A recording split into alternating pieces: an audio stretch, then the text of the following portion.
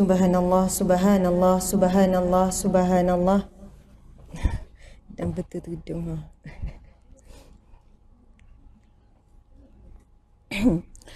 Subhanallah, subhanallah, alhamdulillah, Allahu akbar. A'udzubillahi minasyaitonirrajim. Bismillahirrahmanirrahim. Assalamualaikum warahmatullahi wabarakatuh. Subhanallah, subhanallah. Ya, ada beza tau. Jadi buat anasa ni. Cubaan suara, subhanallah, alhamdulillah. Oh, ni sedap lagi. Okey. Subhanallah, subhanallah. Okey. Jadi kena dekat, kena jadi, faham tak? Jauh sikit. Jadi kena tukar kursi. Oh, boleh dekat lagi. Oh gitu. Boleh gerak rupanya.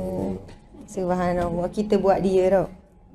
Okey, alhamdulillah, masya-Allah. Okey. Subhanallah, subhanallah, alhamdulillah, Allahu akbar. A'udzubillahi minasyaitonirrajim. Bismillahirrahmanirrahim. Assalamualaikum warahmatullahi wabarakatuh. Alhamdulillah, alhamdulillahi rabbil alamin. Wassalatu wassalamu ala asyrafil anbiya'i wal mursalin wa ala alihi wa sahbihi ajma'in. Rabbi syrah li sadri wa yassir li amri wahlul 'uqdatam min lisani yafqahu qawli. Allahumma fakkihna fid din wa 'allimna at-ta'wil wa ilhamal malaikatil muqarrabin wal 'afiyata lil muttaqin wal 'udwana 'alal zalimin. Amin amin ya rabbal alamin. Subhanallah.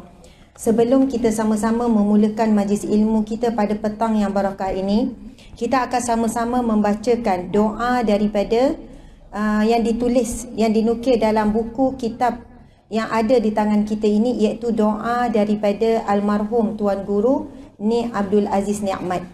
Cuba kita tengok pada muka surat, pada awal tu, muka surat XIV tu. Doa pembukaan. SIV tu nombor berapa tak tahu? Kan?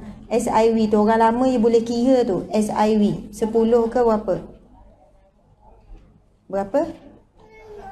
14. Kira jadi lah tu dah. 14 kira ya dah tu.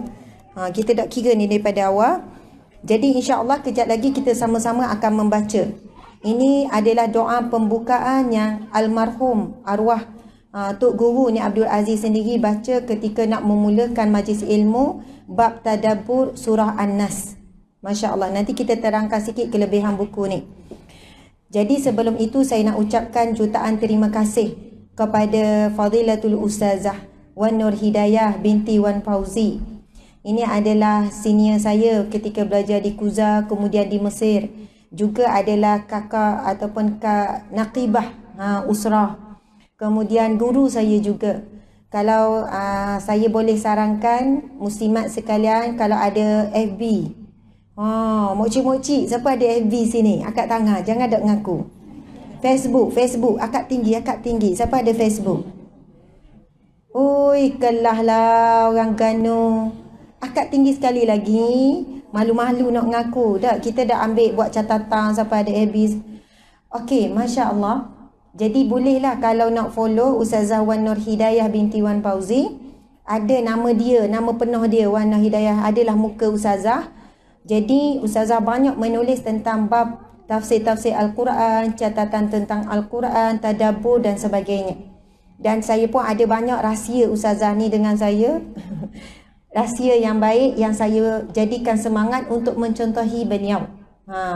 Subhanallah, Allahu Akbar. Jadi lepas habis ceramah petang ni, lepas ni boleh jemput Ustazah Wan Nur Hidayah pula. Sungguh untuk kuliah tadabbur ke, untuk apa-apalah kuliah fiqh, sebab Ustazah backgroundnya adalah syariah, sama dengan saya. Bahasa Arab, minta maaf Ustazah. Kena marah Bahasa Arab. Jadi ada kemahiran bahasa Arab. Kerana itu bila bab tadabbur dan sebagainya adalah kelebihan di situ. Subhanallah, Allahu Akbar. Apa khabar? Kena patung. Pagi-pagi makan roti bakar, apa khabar? Dua akak je, tak payah-payah. Jawab. Jawab alhamdulillah. Tengah hari makan nasi udang galah, alhamdulillah. Mudah. Memang waktu je pun saya reti. Saya ulang waktu sama je. Kalau biasa ikut ceramah online, memang tak ada patut lain. Waktu je lah waktu ulang. Jadi subhanallah, saya nak ucap terima kasih juga kepada Surau Al-Hikmah. Subhanallah. Surau Al-Hikmah, Kapung Padamiding. Saya orang Batu Nang. Percaya tak? Memang tahu dah saya orang Batu Nang. Batu Nang Ganu. Boleh sangat nak cakap Ganu. Jangan salah faham pula. Ustazah tu balik Ganu cakap luar. Sebenarnya bukan nak cuma kan adalah lebih kurang dalam 2,000 orang ni tengok secara live. Kadang-kadang dia naik jadi 3,000, 4,000. Dah habis live tu mungkin dia pergi ke puluh ribu dengan ratus ribu. Jadi kalau kita cakap Ganu, siang kok orang dah faham tak rambut. Betul tak? Kalau ikut nak jelira kok hati tu memang nak cakap Ganu. Dah balik Ganu. Tapi sebab kita nak beri manfaat kepada lebih ramai orang di luar sana supaya memahami sama dan tadabbur surah An-Nas, surah Al-Falaq, surah Al-Ikhlas ini bukan selalu pun saya bawa. Biasa ustazah ceramah bab-bab keluarga lah, bab-bab umum saja. Jadi petang yang barakah ni bila ustazah Wana Hidayah buat jemputan ni, saya mikir nak beri tajuk benda bila ustazah tanya. Terus sebab ustazah Wana Hidayah selalu suka menaikkan ataupun menulis, memberi peringatan tentang Al-Quran. Jadi pilih terus tadabbur 3 qul. Dan insya-Allah saya akan mula dengan surah Al-Falaq, surah An-Nas. Kemudian ustazah Wana Hidayah akan sambung surah Al-Falaq. Kita akan tukar tempat. Kemudian saya surah Al-Ikhlas. Jangan awak kerah gitu. Awak kejut. Ustazah Wana Hidayah boleh. Subhanallah. Saya pun nak menadak ilmu daripada ustazah. Dan saya percaya di hadapan saya ni ramai orang-orang alim, muslimah yang salihah, yang alimah. Mungkin kita tak kenal ni orang awak mari ni sebelah-sebelah ramai ustazah ni. Ada di kalangan kita wanita salihah, di kalangan yang sabar hidupnya. Allah catat dia di kalangan as-sabirin, orang-orang yang sabar. Daripada kecil, lepas nikah, ada anak, sampai ke cucu, dah habis-habis. Banyak sangat ujian hidup dia. Dan mungkin dia itu, wallahualam siapa di kalangan kita, lagi besar kedudukannya daripada orang yang depan ni. Orang depan ni boleh cakap pasal sabar, keluar dalil pasal sabar, boleh tentu boleh sabar. Subhanallah. Mungkin ada di kalangan kita pada petang barakah ni, cuma kita tak kenal, kita tak tahu. Walaupun kita sama-sama berada di rumah Allah, di surau Al-Hikmah ini, tetapi kita tidak tahu di mana jatuhnya pandangan Allah kepada siapa. Dan kita pun tak tahu atas doa siapa, atas ikhtiar siapa. Akhirnya Allah makburkan hajat ini walaupun last minute. Nak khabar memang last minute. Beberapa hari je sebelum ni, tetapi apabila Allah menetapkan sesuatu itu, tak perlu nak racang lama, nak bincang lama, Allah permudah. Dan saya pasti muslimat pada petang ni baru je dapat maklumat ni. Betul tak? Tapi bagaimana maklumat tu boleh sapa kepada muslimat sekalian, itu adalah kehendak Allah, ya Qadir, ya Muqtadir. Allah yang maha merancang, Allah yang maha berkehendak.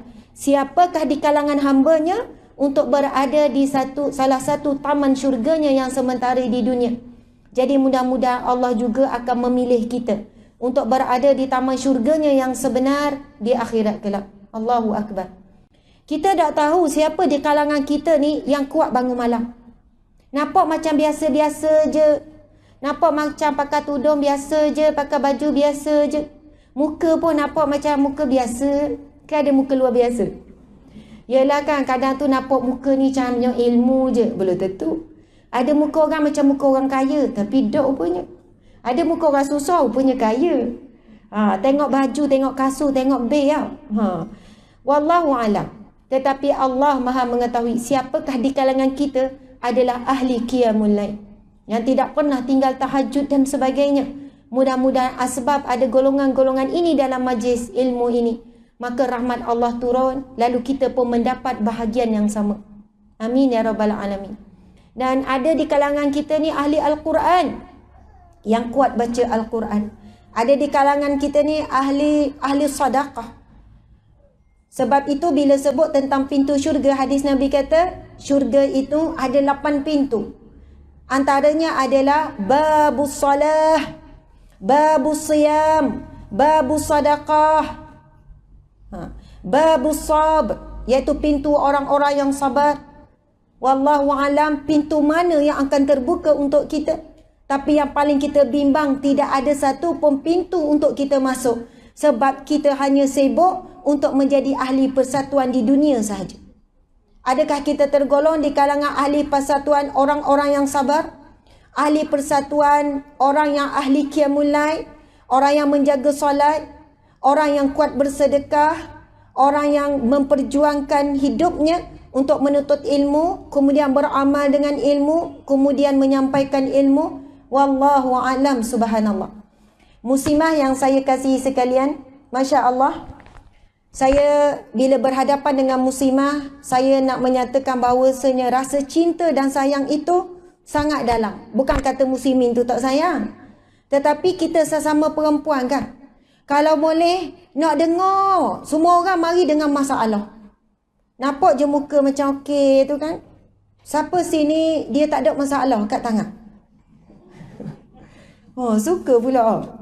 Memang tak ada. Kalau dia kata, Ustazah, mokcik tak ada masalah mana-mana lah. Hari-hari macam okey belaka. Beres belaka Ustazah. Bangun pagi, lepas tu ngaji, lepas ngaji mayang. Boleh mayang duha 12 rakaat. Lepas tu mokcik gini pula, gini. Mokcik alhamdulillah hidup tak ada masalah Ustazah. Tu masalah besar tu kalau hidup tak ada masalah. Bukan maksud saya kena cari masalah dah. Esok, siapa nak cari pasal dengan saya? Sebab nak cari masalah ni. Tetapi bagi orang mukmin, dia sentiasa sedar walaupun dia hidup dalam ringan buat ibadah, dalam nikmat Allah yang begitu banyak, dalam nikmat kasih sayang ahli keluarga sekalipun, dia tidak terlepas daripada ujian Allah Subhanahu wa taala.